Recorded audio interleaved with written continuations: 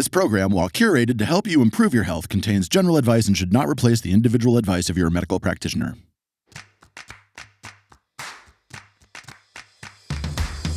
Sexuality is all-encompassing. Sex was medicine. I would say that most women have not had a positive experience of penetrative sex.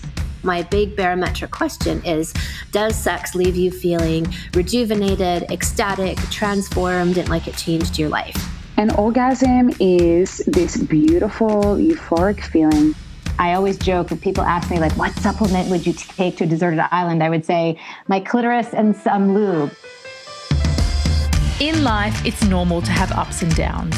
But what do we do when we get stuck? I've always been fascinated by the healing journey. Why do some people get better while others fail to make the shift? In Season 2 of The Shift, we explore the intricate world of women's health and help you discover how to balance your hormones and understand yourself better so that you can truly thrive. The menstrual cycle is a vital sign of female well-being. My mum just used to say, "Oh, Nan, I'm so sorry. It's part of being a woman." I would like to call to arms for women to know that their intuition isn't lying to them. I'm Katherine Maslen, and this is The Shift. What I have observed over the years is that when we have conversations about women's health, our sexuality is so often left out of the picture. Your sexual health is about more than having a healthy uterus and ovaries. It is about your relationship to sex, your sexuality, and your ability to experience pleasure. It is about tapping into this side of yourself, this side that is so often seen as taboo or even shameful, your sexuality. This episode is going to raise some eyebrows at the very least, and for some of you, it is going to really challenge what you know about sexuality and perhaps even trigger some deeper feelings within yourself. What I ask is that you listen with an open mind and take what resonates with you from this episode. What I do know from my own experience and from working with thousands of women is that sexuality and your ability to connect with this part of yourself is very important. As women, when we are disconnected from our sexuality, it can have massive impacts. First up, I have psychosexologist Chantel Otten. Chantel has a clinic in Melbourne, Australia, with a group of therapists that work to help women with sexual dysfunction of all kinds. I asked her what sexuality meant to her. Sexuality is all-encompassing. I mean, it comes down to so many things. I really believe that sexuality is a fundamental part of your overall quality of life. I do believe that it is important for everyone to have a healthy sense of sexuality, to be able to, I guess, get support for what they need, and also to not feel ashamed of their sexuality. And look, everyone's sexuality will be different to the next person. One person's yummy things that they love to do will be another person's yucky things that they really don't want to do. What I like to say is it's all under an umbrella and it's all part of a sexual menu. You just get to pick what's on that menu and what suits you and your relationship.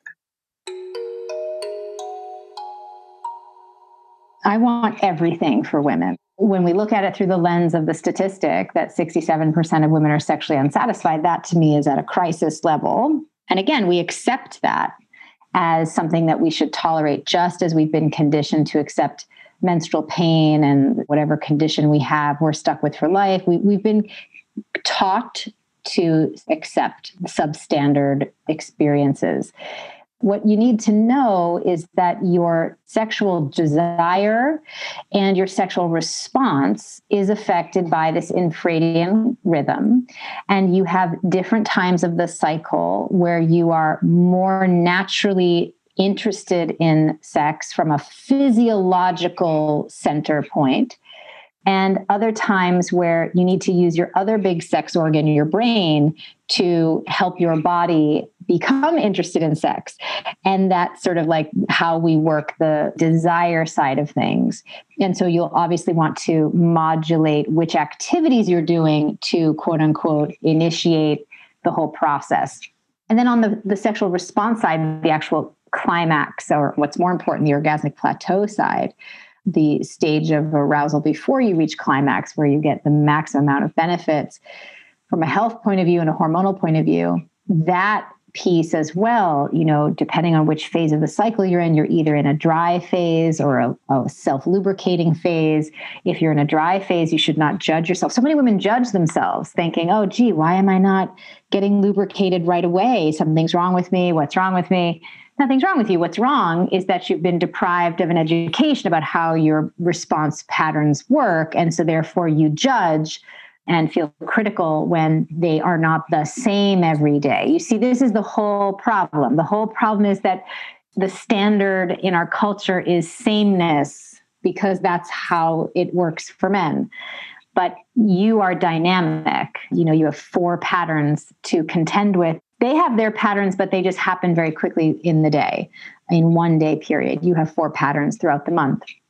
And so understanding that is just so empowering and liberating. Always be reaching for your maximum pleasure because it's so good for you health-wise. But also, we have to appreciate the different nuances of what will get us to our results, but that we should not accept anymore this kind of malaise of thinking, oh, sometimes it's like fireworks and sometimes it's flat and I have no idea why and I'm in the dark. That does not have to be the case anymore. That was Alyssa Vitti, author of In the Flow and founder of Flow Living. I think it's really important to say at this point that if you're not really in touch with your own sexuality right now, it doesn't make you broken or unwhole or incomplete. This information is to help you understand what may be available for you right now, and for some of you to understand the deeper impacts of having less than an ideal sexual landscape in your life. Here is psychosexologist Chantel Otten again. I asked her what she thought about our current culture and beliefs around sex. I think that it comes down to communication and people just wanting to not prioritize their sex life. If they feel like they've got a recipe that works, they stick with that recipe instead of trying to expand on it. And if they feel pleasure at the end, orgasm is a beautiful and powerful thing. But there's a lot of women that also can't have orgasms too. They just feel like this is a place that they should be. And I guess because penetration leads to ejaculation and orgasm in the majority of penis owners, that's where the focus has been, because it comes back to the fact that women haven't been taught about pleasure. They haven't been taught that pleasure is for them. They've been taught that a penetrative orgasm is a successful orgasm, and that's just not the case, because for 70% of women, they need to have clitoral stimulation in order to have a good time in the bedroom. And look, the clitoris is nowhere near the vaginal opening. So, if that gets neglected, there's a whole heap of people that are being excluded from having that kind of orgasmic capacity. And I think that this rush to the end, this rush to finish your sexual experience by having an orgasm is just kind of saying, you know what, I'm finding it difficult to find pleasure in different aspects because I've never been taught how to enjoy the journey, how to expand on my eroticism. The conversation continues in our Shift community group. Join the group by heading to theshiftclinic.com/links.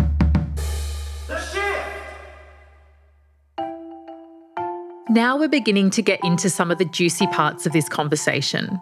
Orgasms can be so elusive, and they aren't really talked about all that much. I don't know about you, but as a woman, I had no guidebook for what to expect or how to achieve orgasm when I was growing up.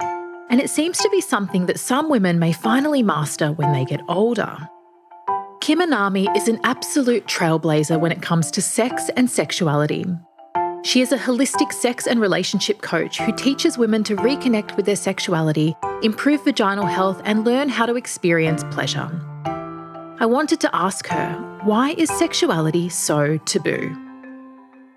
After being in this realm now for 3 decades, I would say that it's actually deliberate as a control tool for populations. And because, look, in ancient cultures, in tantric culture in India and Taoist studies and medicine in ancient China, so around 5,000 years ago in both of those countries, sex was medicine. In ancient China, you would go to see your physician, and this was around the time that they were pioneering their systems in herbal medicine, acupuncture, acupressure, mapping out the meridians in the body. And they also looked at sex as medicine. So you might go to your Taoist physician and they would do a tongue diagnosis and a pulse reading and say, okay, you've got deficient kidney energy. So to really boost up that kidney energy, we want you to have sex in reverse cowgirl position for the next 30 days. Take these herbs, do this acupuncture, because that position will direct healing energy towards the kidneys.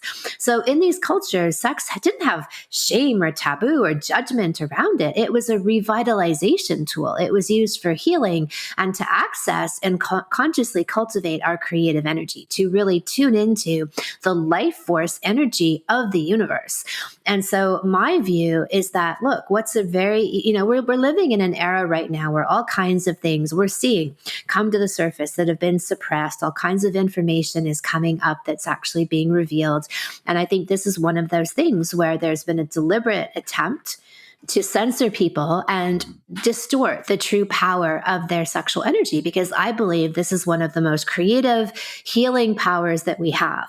And in some of these cultures, they used sex as a springboard to spiritual states, right? That you could use this energy to help boost and turbocharge you into higher states of consciousness and awareness. So if you were, let's say, a not so benevolent leader of a country or a populace, and one of the fastest ways to disempower people would be to cut people off from their sexuality. It's really interesting to think about your sexuality as a source of health, but I have seen this in many women that I've worked with, and also personally within myself.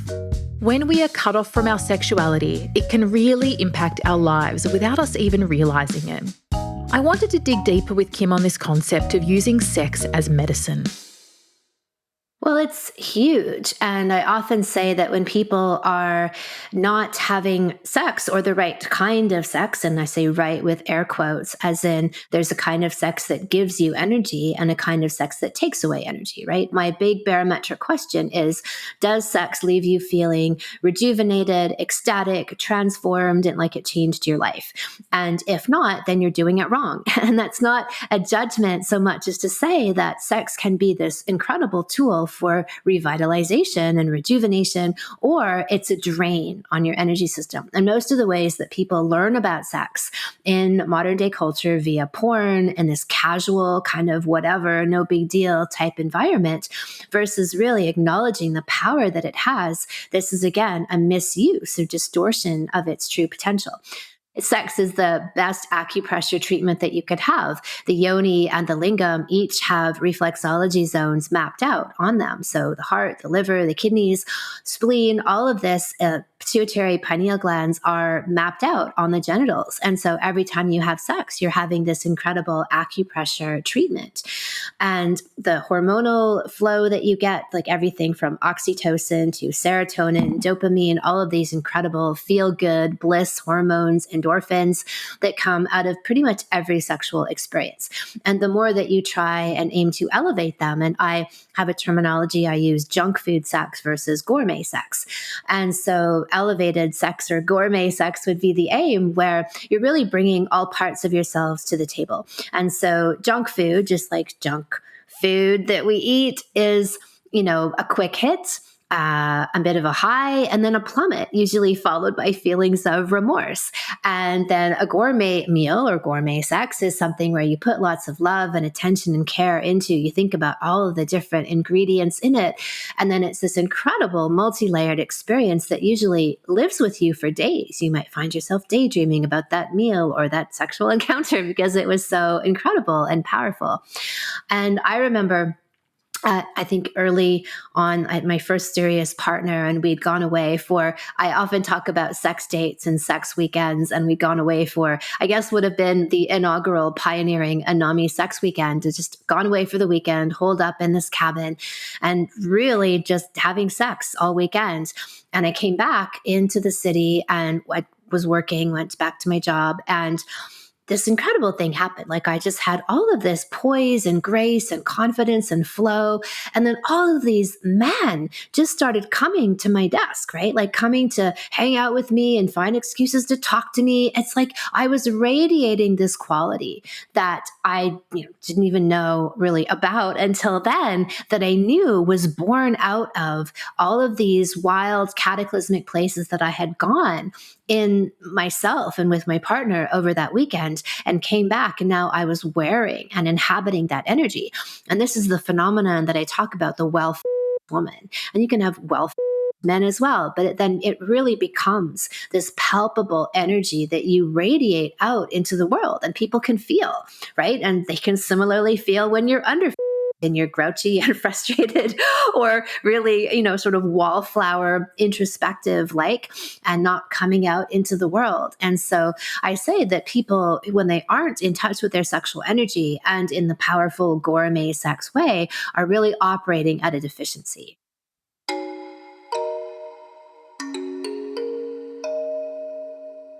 We have a real lack of education around sexuality in Australia. It's just not normalized. In fact, it's like being mocked quite a bit. There's also there's only a 1-hour lecture on sexual medicine in the medical degrees in Australia. That to me shows that it's just not of importance. And I think when you are looking at sexuality and the reason why people don't talk about it, you have to look at it from a psychological point of view. How are people feeling within themselves to talk about it? A lot of people have sexual problems, that leads to discomfort, that leads to deflection, that leads to not being able to have that conversation. There's also a cultural aspect. We are a multicultural society. We have different areas of education around sexuality, different belief systems from a religious point of view and a spiritual point of view. And that has led to definitely a lot of drawback from being able to normalize this topic. And I just think that, to be honest, in a relationship, sex and talking to your partner about sex is probably one of the hardest things that most people will have to do, let alone discussing it in a vulnerable way with doctors, with friends, with colleagues. And I know that for a lot of people who have had sexual problems, they've gone to get help from their GP who hasn't had the skills to be able to discuss that topic with them and feels like it's opening up a can of worms in the session. So it's just been put off, or it's been deflected, or they've been told to relax or have a glass of wine or have a bath before sex and everything will be fine. But the reality is sex is very complex. And usually it will involve not just yourself, but maybe someone else as well. And when you're working with two people, then it's a couple's problem. So it's a very difficult place for people to be, and it's a very lonely place for people to be if they have a sexual problem. That was Chantel Otten again, and she is so right. We just don't really talk about sex and sexuality enough. This then leads to shame being attached to it. And if you're feeling self-conscious or uncomfortable or shameful, how on earth would you be relaxed enough to have a good time in the bedroom? Kate Reardon is a naturopath, author, intuitive healer, and the founder of Natural Instinct Healing fasting retreats in Bali and Australia. In episode 12, we spoke about the many emotional trials and tribulations that we have to navigate as women. One thing that I want to address is this concept of being able to drop into our femininity, the softer parts of ourself that can allow us to really connect with our sexuality.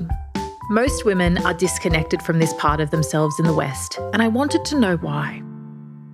We lost it. We haven't been taught as children. It's not spoken about. It's not acknowledged. It's not honoured. It's not revered for the potency and magic that it is. And a big part of this is the feminine. The feminine voice, the feminine body is the sensation of feeling and embodying this truth, this energy that we all have access to, which eventually leads us back to God, to bliss, to enlightenment, our Dharma, whatever we want to call that, it's our way home. And so you look at some of those cultures where it has been honoured, or you look at some of those children where they have been taught, and they're vibrant and they're fun and they're just communicating and living life in a way that it's happening through them, it's not happening to them. When a woman isn't fully embodied, and what I mean by embody, I mean present in their body, present in their physical body, conscious of their breath, feeling what's happening, because our body is the barometer to give us an indication of whether we are safe or not. And that's what the body does. The language of the body is very clear. It's yes or it's no. There's no maybe, should be, could be. No. That's the language of the mind. The language of the body is yes or no. To break that down even further, it is, am I safe or am I not safe? When we are safe, when it's a yes, our body opens, it expands. For example, if someone said, hey, do you want to go on this holiday and we'll go up hiking and we'll go and do all these fun things, and your body's like, yes, I want to do that. That feels great. Your chest opens, your eyes open, your body language opens, you get excited. The whole part of you is like, yes, that feels amazing.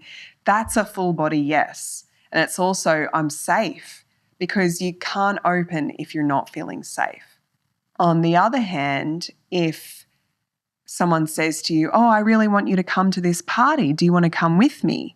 And your body's like, pain in the tummy, chest closes up a little bit, throat closes up a little bit, maybe gets a little bit sweaty. All of these messages is biofeedback for a no. But sometimes we override that and we'll go, yeah, sure, that'd be great. It's when we override that natural body reaction is when we get in trouble, I would say, in the womb space, because we are actually going against the intelligence of our body. And we're going against that for a reason that's outside of ourselves. It could be to earn love. It could be to prove something. It could be to please someone. And all of this is external validation that's taking power out of our body. So if we're not listening to those subtle nuances, a yes or a no, am I safe, am I not safe, expansion, contraction, if we're not listening to the language of our body, then we're not in our power. We get disconnected. And if we have a lot of those compacted over an amount of time, eventually we just become numb and we shut off. And then it's a long journey home. It's a long journey back because you've lost your source of power. Power to me is love. It's love in its most purest form. It's an unconditional love. When someone is fully in their power, a woman embodied in her truth of who she is, she just radiates love. I mean, you just want to go and sit next to her and just bathe in that, let it run all over you because it's love. She doesn't want to hurt anyone. She doesn't want to cause conflict. She may do that, but it will be from this sense of love. Love isn't always fairies and rainbows and sprinkles and unicorns. Sometimes fierce love can be saying F you to someone. And so power to me is when we can rest in our wholeness and accept who we are no matter what, and connect to that love where we want to share it with others. That's what power is to me. There can be nothing more triggering than a sexual encounter. It can bring up a heap of emotions for us, both positive and negative. And when things don't go great, there can be a massive sense of disappointment. Let's now talk about orgasms. This is such a taboo topic, and one that I'm sure everyone wants to know more about. First up, back to basics. I asked Chantel Odden to explain what an orgasm actually was. An orgasm is this beautiful, euphoric feeling that you feel that starts in your brain, actually. And it's like a buildup of tension, of emotion, of pleasure. And it is something that can be caused by stimulation, of the penis, of the clitoris, of the vagina, or you can feel it on other areas of your body, like a nipple orgasm. So pleasure, like an explosion of pleasure that you feel from stimulation in those areas, or you don't have to have any physical stimulation to be able to experience orgasmic qualities. So there's a lot of people that have orgasms in their sleep, or they can have it while having exercise, because core exercises are pushing blood down towards the genital area and stimulating those nerve endings that may cause the orgasm. I really think that it is something very special and sacred, and something that a lot of people are really hoping to get in their lives. But if it doesn't happen, that's fine, because there are so many pleasurable things that you can do in the bedroom that don't involve penetration nor orgasm. Well, I guess there's different definitions, and I don't even know what the Western definition of it is. But I guess in my framework, I would say that it's a type of energetic release that happens within the person, and a physical release as well, and a full reset of the person. And so the French term for orgasm is le petit mort, the little death and rebirth. And this really fits my framework of sex and the purpose of orgasm, where it's like this shedding, this deep, deep, powerful release, and a shedding of the things that we no longer need, and then an emergence of more of our authentic and true self. And this is particularly the case for cervical orgasms and G-spot orgasms to a lesser extent. And so that's why I'm always nudging people, like, the good stuff is in the vagina. The clitoris is literally the tip of the iceberg. Like, I would say 10% of the pleasure that a woman has available to her is in the clitoris, and 90% of it is in the vagina. And for women who, again, have been told that the clitoris is where it's at, and then they don't even pay much attention to their vaginas. Most women have numb vaginas through lack of exercise and really inhabiting them and internalizing energetic oppression. And so they just think of their vagina as a receptacle, right? Like, that's where their partner ejaculates to have pleasure. And it's something maybe that's okay for them, but not the best, because they don't know what they don't know about vaginal orgasms. That was Kim Anami again. And we're going to get back to the different types of orgasm shortly. I wanted to hear what Alyssa Vitti, women's health specialist, had to say about the big O.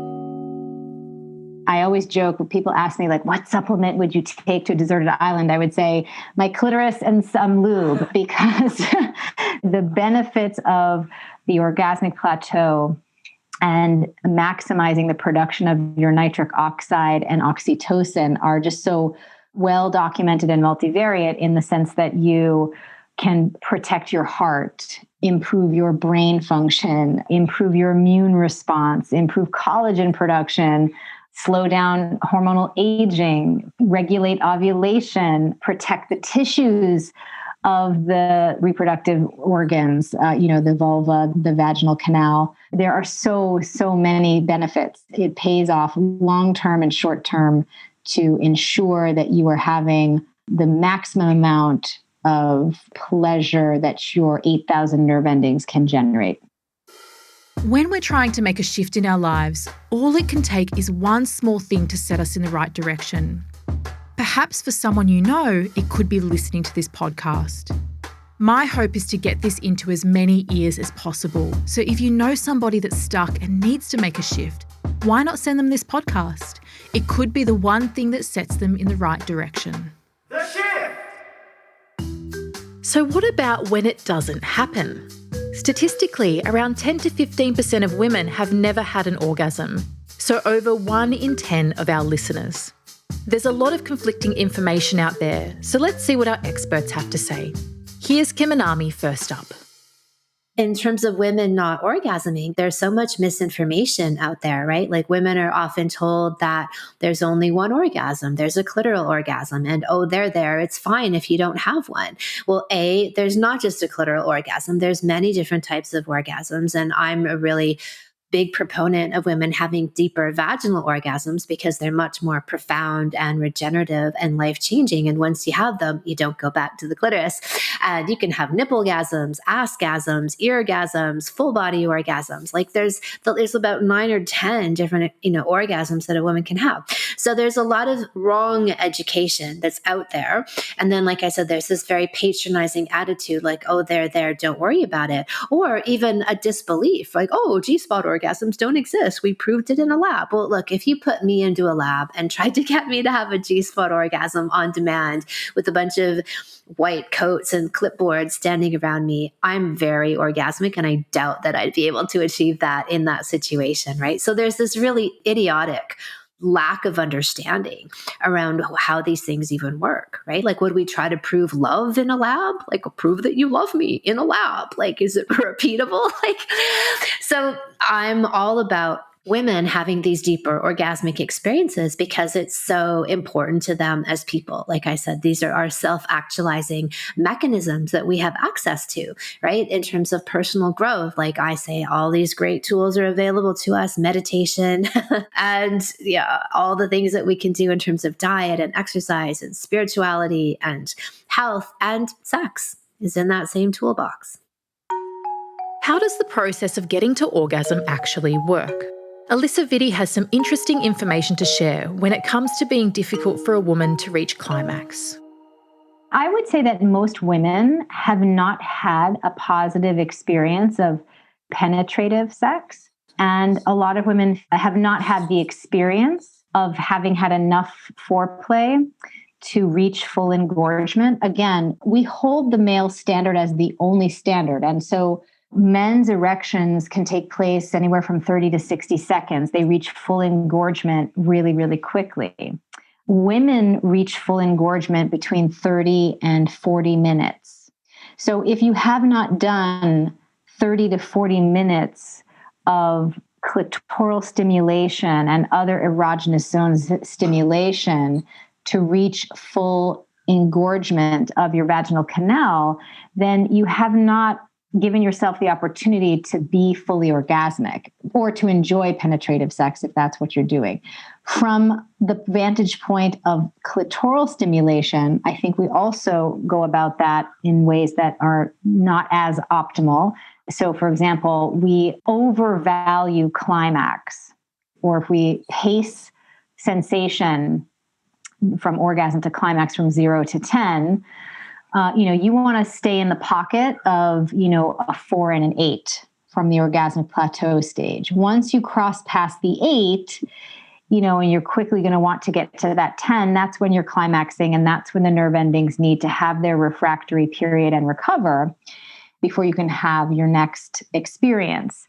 We rush to climax because we overvalue it, again, because that goal-oriented sex from the male point of view is really ejaculation focused, which is where they receive their maximum pleasure dose. And our process is different. You can receive your maximum pleasure dose along the whole orgasmic plateau process and also have a climax. So I think it's that we just don't appreciate how our bodies work, that we are comparing ourselves to the male process that we've internalized. And I think when we use vibrators, we really blow past orgasmic plateau and go right to climax, which does you no favors, puts you out of the game for a little while because you have to go to that refractory period and have the nerve endings calm down. And you don't get all the benefits of full engorgement with, all of the tissues of the vulva and the vagina. And of course, if you're not using lubricant and you're in a dry phase, it's not going to feel good. And I also want to just say on the last note here with this, for women who feel like they're not reaching that experience, that, nature is in fact a bell curve. And there are outlier experiences where the vast majority of women in that bell curve are designed to experience clitoral orgasms as their main source of pleasure. Vaginal orgasms are not necessarily something that's supposed to happen. It can happen for some women. It can happen the more you go through the engorgement process, but it's not necessarily the whole focus for you. The sexual focus should be on clitoral stimulation. the real benefit is not the climax piece. It's all the sensation leading up to that you can generate in your body. Let's go back to this concept that there are different types of orgasms. Some anatomy and physiology information may help you to understand this better. Erogenous zones are parts of your body that elicit a pleasurable response when stimulated. They include your clitoris, vagina, vulva, nipples, lips, but can be anywhere really, depending on what you're into. The vulva is the external part of your genitals, the part that touches your underwear. It includes the labia or lips of the vagina, the clitoris, and the vaginal opening. The clitoris is much more than the tiny bead that is visible or able to be felt at the top of the vaginal opening. It is a large sexual organ that extends by the vaginal canal and around the sides towards the anus. When you are sexually stimulated, this organ swells and becomes more sensitive to pleasure.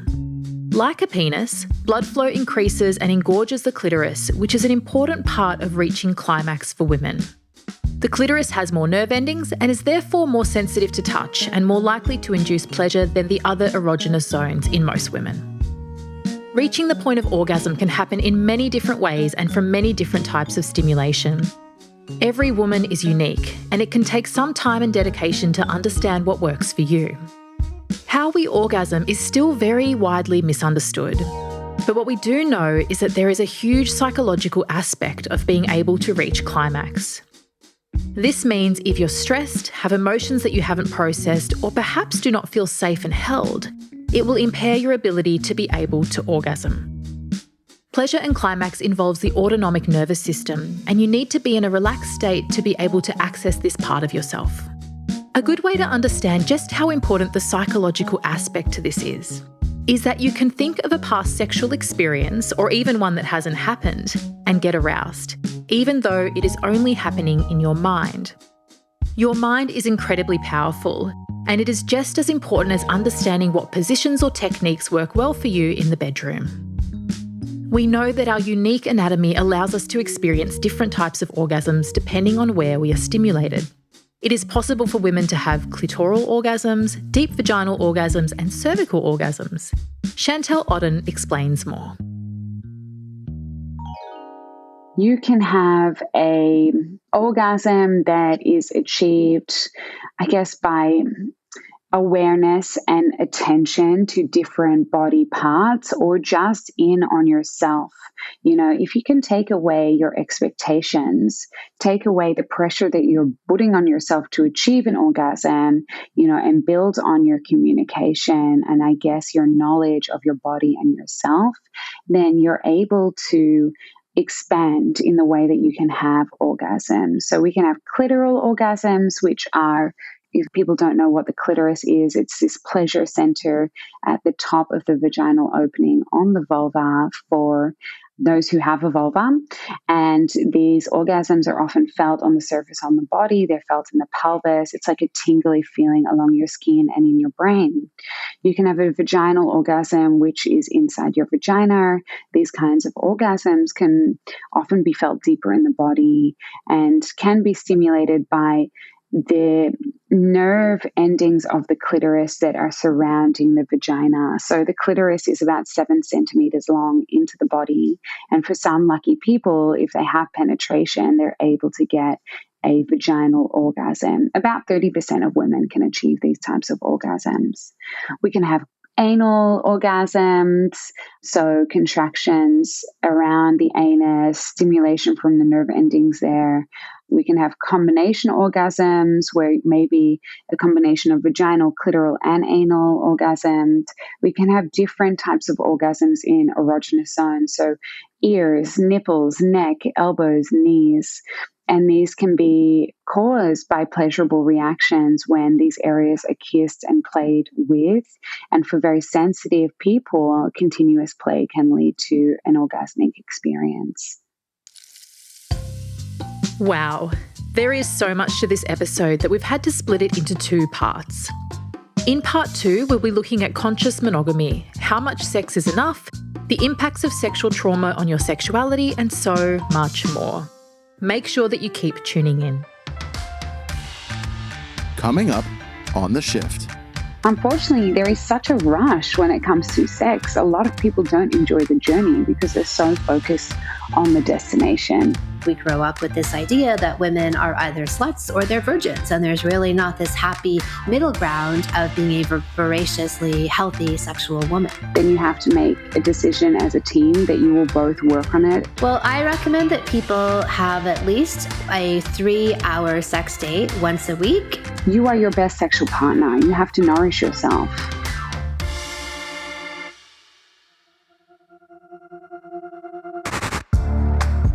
This series is a production of The Shift Clinic. Hosted by Katherine Maslen. Music and sound design by Shade Furlong. Thank you to all of our experts. For more details on them, go to theshiftclinic.com.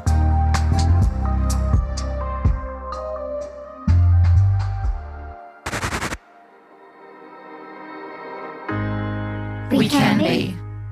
We must be. The first generation to end extreme poverty. The generation most determined to fight injustice and inequality. The generation that saves the planet from climate change. And this is how we will get it done. The global goals. A 15-year plan for everyone, everywhere. With no one left behind. The global goals are a framework that collectively help us support the health of our people and the planet. At Shift, we are ambassadors for the global goals. This project supports global goal number 6. Clean water and sanitation.